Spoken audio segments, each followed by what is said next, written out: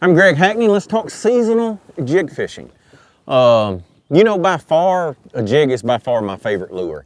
There's a couple reasons for that, in that it's so efficient.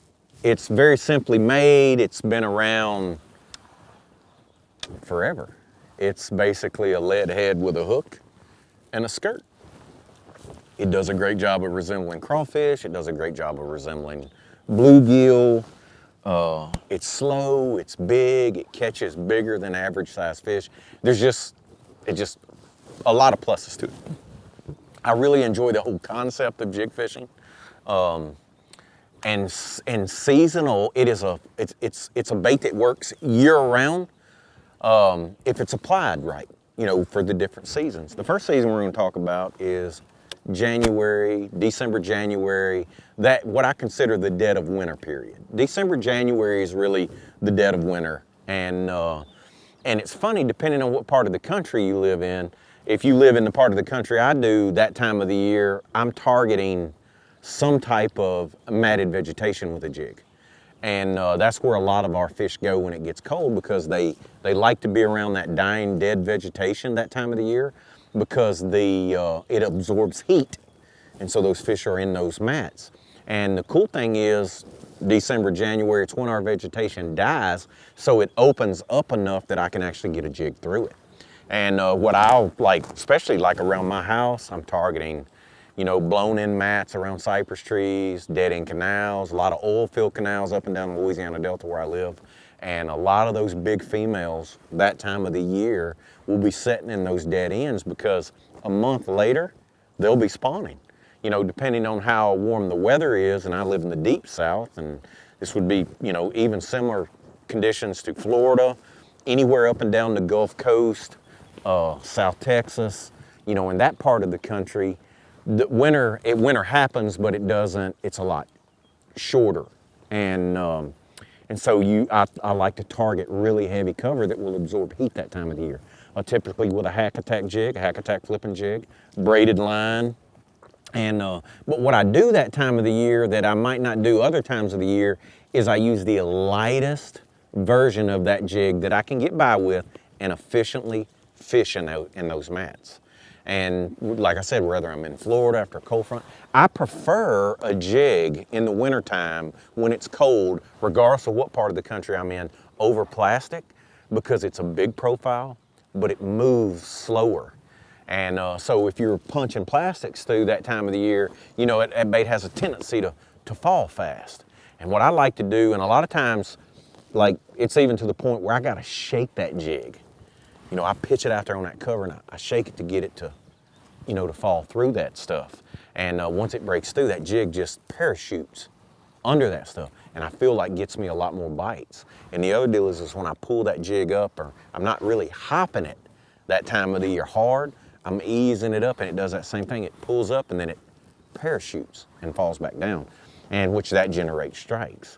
Now, with that being said, you know, I grew up in South Arkansas, and in that part of the country, I spent most of my winters fishing lowland reservoirs. Now, I grew up on a place called Cane Creek. They had a lot of creek channels and ledges, and those fish actually would be in brush out in the creek channel deep. And for that application, I'd use a structure jig. The structure jig comes through, you know, deeper cover, because then chances are I'm using fluorocarbon, and I'm casting. Anytime I'm casting a jig in the winter, I like the structure jig. I actually, I cheated the system with this particular one right here, in that I took the skirt off a football jig. Actually, the Strike King Comeback jig has that long, big skirt. And in the wintertime, like out fishing deep, even if you were in the Carolinas fishing rock piles, I like that structure jig. I like to hang a KVD chunk on the back of it. And again, it's that slow. That time of the year, if I'm on, we could be in central Arkansas fishing Lake Ouachita. I mean, there's a lot of places that time of the year where I would fish deeper with a jig than, let's say, just around my house. And I like to, again, it's that same principle as fishing that mat, is I want to use a lighter jig. And the big reason for that is so it'll slow me down. So the bigger jig you throw, the quicker it reaches the bottom, goes through the cover, the bottom, whatever you may be fishing. And it has a tendency, when that jig hits the bottom, for you to move it. Okay, if you use a lighter one, you have to slow down, fish it slower so you can feel it and stay in contact with it. So it just naturally, it slows down and it has a really natural action. And so that's another thing. Really, I only use 2 trailers. And that one time of the year when I just really make that switch from a rage crawl to the plastic chunk is in that wintertime period. And that's the same as if I'm fishing at home, I'm fishing in Florida, I'm fishing in Arkansas, I'm fishing in South Carolina, you know, wherever that part of the country is, I'm fishing in the wintertime. Typically that number is 55. If that water is below 55 degrees, I'm switching from a rage crawl to that chunk. And really the reason for that is I still want that big profile. I don't want a lot of action. A lot of times what happens, you know, during the winter months of the year, that fish can be turned off by too much action, if that makes sense. And they don't like that because they're not used to, you know, stuff doesn't move like that when it's cold. Everything just has a tendency, because, you know, they're eating cold-blooded creatures. So much like the bass, everything they're eating that time of the year is the same as the water temperature. So a crawfish doesn't just root around and shoot all over the water when it's in the 40s. He moves slower. The bluegill moves slower. Everything moves slower. So I just feel like when I got that chunk on there and I'm using a lighter jig, it's more natural. You know, a lot of times what happens in the winter too is I stay away from dirty water, but a lot of times during the middle of the winter, you have cleaner water conditions. So you want something that's real eye appealing. Again, that's how I switched to that living rubber skirt. You know, I robbed one Strike King jig and put it on that structured jig because that living rubber has a little more life. And so when I'm in that really extremely clean water, you know, deep water wintertime fishing, I like that rubber skirt. It's a little more lively, a little more lifelike, you know, when the water's clear and cold. Now with that being said, I always trim my skirt. Like I'm still using a silicone skirt when I'm punching grass and weeds in the southern part of the country when it's cold, but I'll trim that skirt a little bit and make it poofy. Because again, when it's the strands are out like that, it's parachute. It gives it that parachute look. And I mean, if you've ever pitched a live crawfish out and watch him fall, when he's falling out there, he'll put all of his limbs out and he parachutes down. And that jig just has that supernatural action. Now, as far as rod and reels go, I always like a super high speed reel. I mean, I'll be honest with you, I'm in love with this is Lew's Hyper Mag. It's probably the finest pitching and flipping reel I've ever owned. And that's saying a lot because I've used a lot of reels throughout my deal, but it's super fast. It's 8-3-1, super strong. I use it with both braid and fluorocarbon. But, you know, when I'm fishing out deep like that, and casting to structure, fishing brush piles, maybe fishing deep weed lines, depending on the reservoir that you're in. I like more so casting a jig, I just use my 7.6 pitching rod. It's a 7.6 rod that, to me, that in your hand, and most people tell you that they've had the opportunity to use it, fishes like a 7 foot. You don't want a big, when you're out there casting, you don't want a great big heavy rod. You want a rod that's comfortable in your hand, that's super sensitive. The other thing is this rod has a soft tip. And when I'm crawling that jig, you want to be able to feel everything, you know, and help you get more bites. And typically for that wintertime jig fishing, depending on the cover. Now again, if we're on a lowland reservoir, we're fishing grass, fishing wood, brush piles, you know, I'll lean more towards 16 or 20 pound gamma fluorocarbon.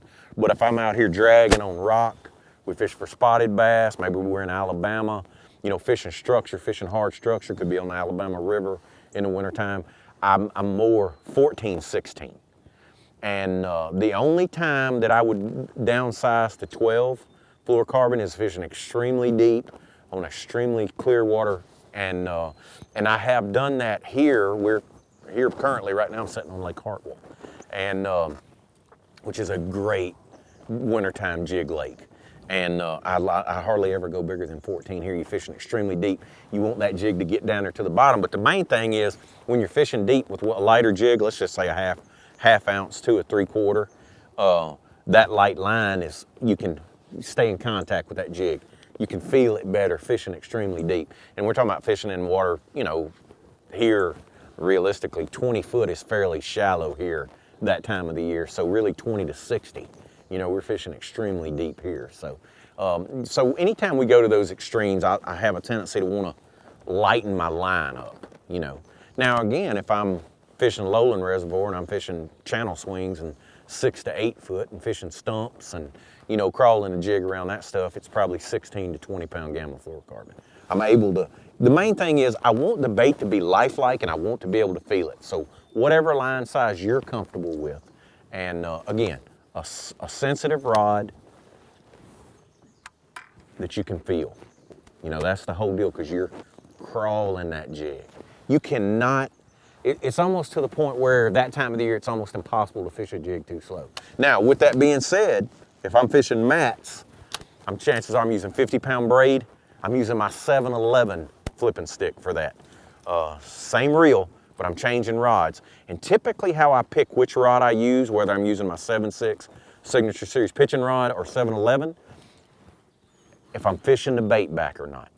If I'm fishing the bait over a distance, I always like the lighter, softer tip rod because I'm feeling it and I'm fishing it back. Anytime I'm pitching in cover and fishing straight up and down, I always use the big rod. Regardless of water depth, that doesn't matter.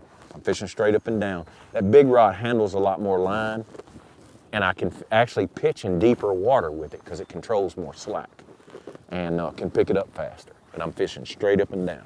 But if I'm casting, I always use the 7.6 rod. But that's a couple tips. And as far as jigs go, like I said, there's really 3 jigs that Strike King makes that I use year round. I love that structure jig. Denny Brauer Premier Pro model, I'm a big fan of that time of the year too. I do feel like there are times when that rattle will get me some extra bites. And again, both of these jigs are fluorocarbon jigs. I'm not throwing these jigs on braid. I'm throwing them on fluorocarbon. If I'm jig fishing in the wintertime around boat docks, I mean, it was made by the best boat dock fisherman on the planet, Denny Brauer. I mean, who has really made his career fishing boat docks with a jig, and that Premier Pro model, it's got a high quality Gamakatsu hook in it, and it's got a rattle. And I like to bang that around brush piles and stuff like that. But and then if we're fishing grass, we're using a Hack Attack jig because it was tailor made for that. But just a few things that I do wintertime jig fishing, and just keep it simple. I think that's the big thing with fishing in general, is don't make it too complicated. Just in little simple changes, like I said, from changing from a rage crawl to a plastic chunk. That's a KVD plastic chunk. You know, I just feel like gets me a few extra bites. And most of these things that I talk about are not going to get you 20 more bites than you've been getting, but they'll get you 2 or 3. And one of those 2 or 3 might weigh 6 to 10 pounds, you know, because wintertime's the time to catch big ones. And that's probably one of my favorite times of the year to catch big ones. So just a few things to think about, and I hope it works for you.